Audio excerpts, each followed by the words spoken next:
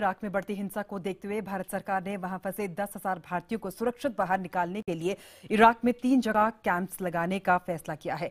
इस मसले पर विदेश मंत्री सुषमा स्वराज ने खाड़ी देशों में मौजूद भारतीय राजनयिकों के साथ मीटिंग की है। इस मीटिंग में कुवैत, कतर, ओमान और सऊदी अरब के भारतीय राजनयिक शामिल हुए हैं। इसके बाद विदेश मंत्री इन देशों के राजनयिकों के साथ भी मुलाकात करेंगे। जानकारी के मुताबिक इन कैंप्स के जरिए भारतीय दूतावास इराक में मौजूद सभी भारतीयों के संपर्क में रहेगा और अगर वो देश लौटना चाहेंगे तो उनकी सुरक्षित वतन वापसी में मदद भी करेगा। अगर कोई भारतीय देश वापस लौटने के लिए टिकट की व्यवस्था ना कर पा रहा हो तो भी इसमें विदेश मंत्रालय भारतीय नागरिकों की मदद करेगा।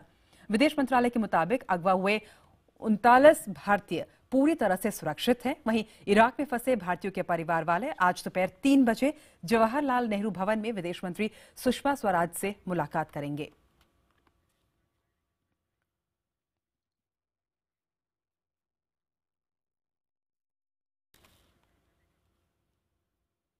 और इस खबर पर ताजा अपडेट देंगी हमारे foreign affairs associate foreign affairs editor Smita Sharma. Smita, राजदूतों के साथ जो मुलाकात हो रही है सुषमा स्वराज की, क्या कुछ निकलकर सामने आ रहा है? क्या इवैक्यूएशन की प्रोसेस में कुछ तेजी देख पाएंगे इसके बाद? देखिए पायल, जहां तक औपचारिक जानकारी का सवाल है तो हम उम्मीद कर रहे हैं कि दोपहर 4 बजे के लगभग जो है एक विदेश मंत्रालय की तरफ से प्रेस ब्रीफिंग की जाएगी।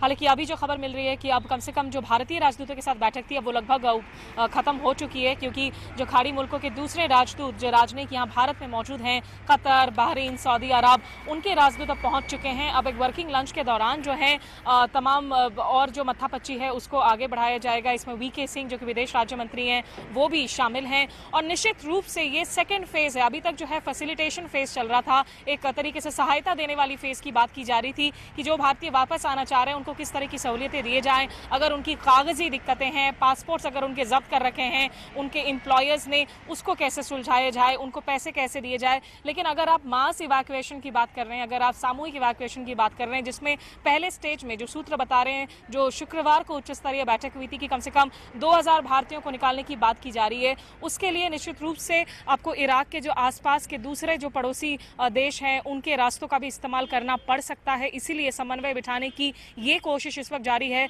जवाहरलाल नेहरू भवन में। पायल जी स्मिता, बहुत बहुत धन्यवाद आपका हमारे साथ जुड़ने के लिए और तमाम जानकारी देने के लिए।